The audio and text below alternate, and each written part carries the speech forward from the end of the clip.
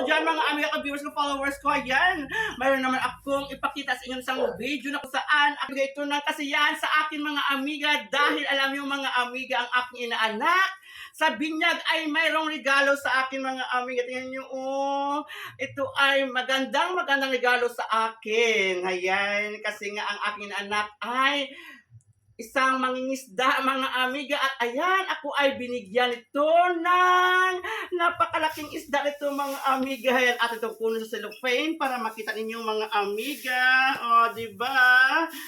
Ayan. Oh.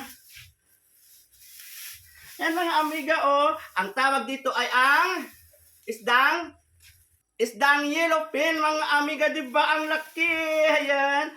O kaya isdang tambakol mga amiga, diba? Thank you sa aking inaanak dahil ba naman sa binigay niya sa akin mga amiga. O diba? Napakalaki talaga mga amiga ng isdang ito na aking aking hawakan mga amiga. O diba? Yan o. Napaka-fresh din. Galing ito ng dagat. Ayan. Thank you sa aking inaanak na si G-Boy Estuya mga amiga. Yan. O, di ba? Thank you din sa kay Lord dahil sa more blessings na bibigay niya sa aking inaanak. Ayan. O, di ba mga amiga? Ayan. Ang laki talaga at ang bigat mga amiga. Ayan. So, bang laki kasi mga amiga.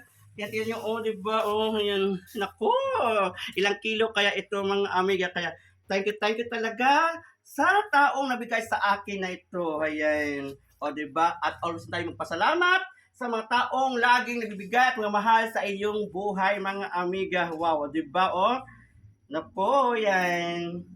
Sana always lang siyang i-guide ng ating mahal na Panginoon o ng ating mahal na may kapal, at always din na safety ang aking inaanak. Ayan. O, diba, mga amiga? O, diba?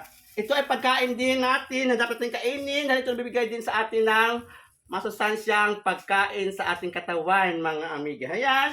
Sa ngayon, ako ay always nagpasalamat sa inyo sa pasubaybay ng aking videos. Please share, likes, and comments, and tuloy na kayo at tuloy pa rin kayo sa akin sa pagsubaybay ng aking mga videos na laging ina-upload. Bye-bye and see you again. Love you all.